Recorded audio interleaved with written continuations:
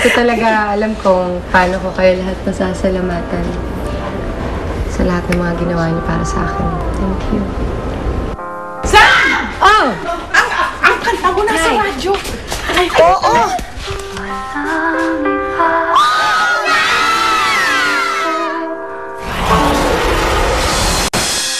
Gary, saan mo ba talaga ako dadalhin? Ha? Uy, ano? Andito na nga tayo. Oh, anong ginagawa natin dito? Ito ang magiging stage mo sa una mong concert bilang Sam.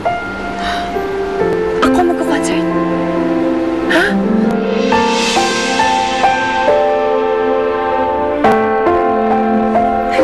Nakahanap na kasi ako ng producer na magpo-produce ng concert mo.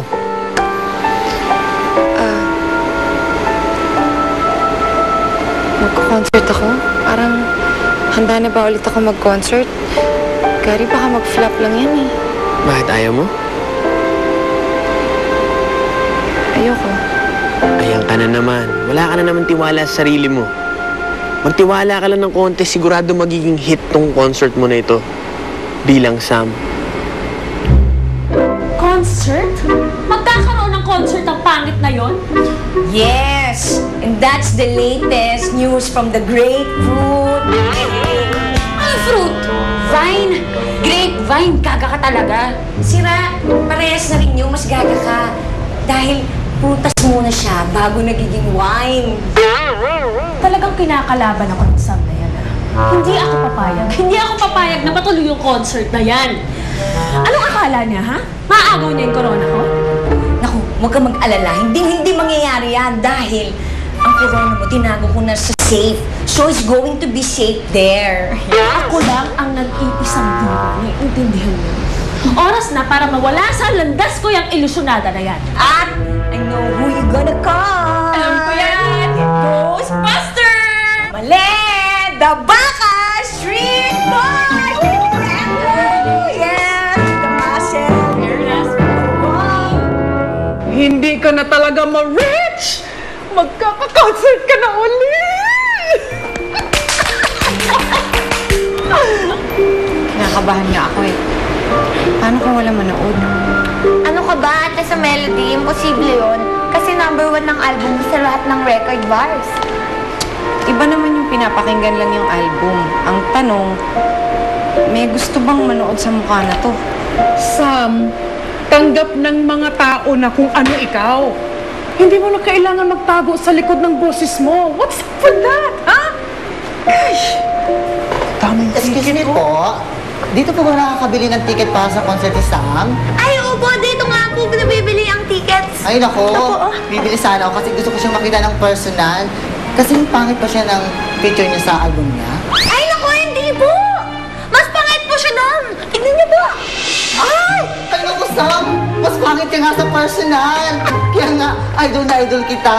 Pangarap ko din kasi maging artista. Kaya pag naalala ko yung nangyari sa'yo, naku, nagkakaroon talaga ako ng pag-asa. Ako eh, pagpatuloy mo lang yung pangarap mo, tapos pag-igihan mo, I'm sure matutupad din yan balang araw. Pwede ka talagang mag-artista, mamang bakla. Pwede kayong katulad sa mga sidekick sa mga TV, yung binabatok-batok ka. Iwan ko yung number mo kung text mo ako, ha? promise. Halika, bumili ka ticket dito, Dong. Ilan tayo?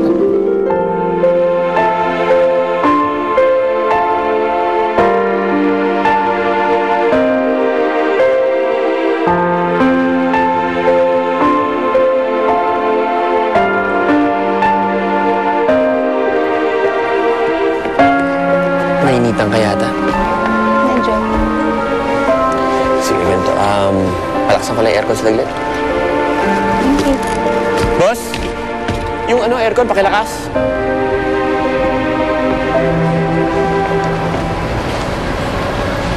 Sam.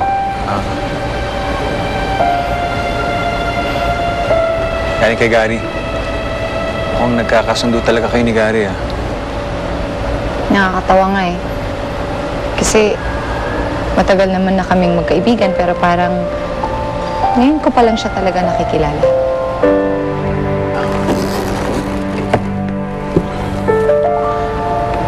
Saan paminsan-minsan ba iniisip ko kung sana tayo ngayon kung hindi tayo naghiwalay? Ano ko ba? Eh di may asawa kang pangit.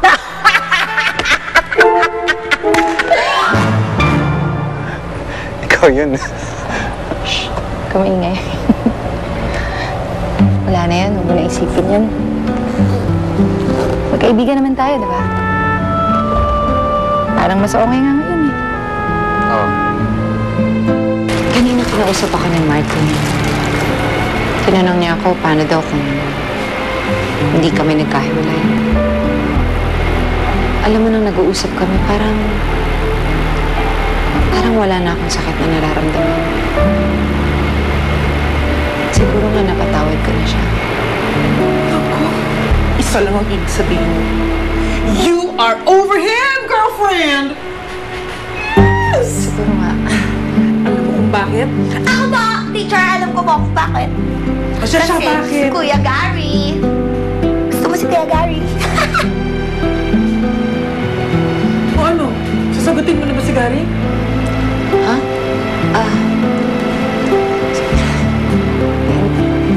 Mahirap. Kasi magkaibigan kami eh. So, ano yun?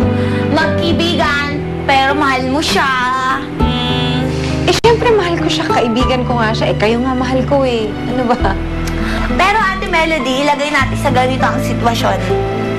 Kami ni Ate Barang, kapag hindi mo ba kami nakita ng kahit isang araw lang, hindi ba makukompleto ang araw mo? Hindi naman. Pero pag si Kuya Gary, hindi mo siya nakasama ng kahit isang buong araw lang, hahanapin mo siya. Syempre kasi naman halos araw-araw na kaming magkasama. Ilang buwan na. Sanay na akong nakikita ko siya everyday. Ganito na lang. Kapag ba magkasama kayong dalawa ni Gary, tapos nahawakan niya yung mga kamay, ganito, ano nararamdaman mo? Ewan ko, hindi ko alam. Naku, eh kapag magkasama kayo ni Gary, tapos nagkakahawakan kayo ng kamay, ibig sabihin ba niyan? Siya na lang ang naiisip mo.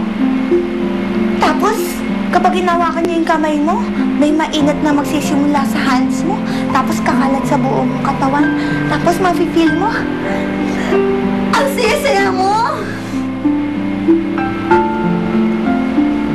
Actually, parang ganun na.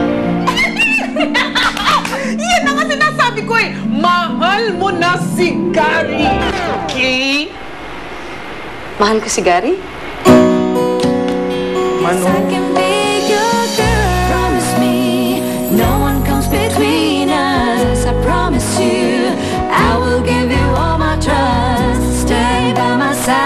This feeling I can hide. Can I call you mine? Baby, I can be your girl. Mahal ko si Gary. Mahal ko si Gary! Oo nga! So ano? Sasagutin mo na ba si Gary? Mahal ko si Gary. Mahal ko siya. Kailangan sabihin ko sa kanya. Teka, nasa na ba yung mokong na yun?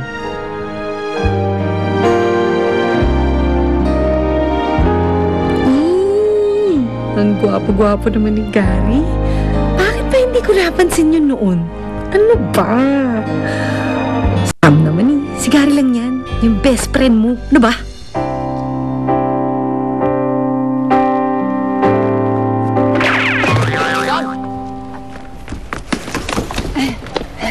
Okay ka lang? Ano nangyari sa'yo? May gusto ko sabihin sa akin? Ano yan? Gary, kasi... Ano ba itong nangyayari sa akin? Bakit parang nanlalambot ang tuhod ko? Naalog na yata ulo ko eh. Hindi ko alam kung anong sasabihin ko.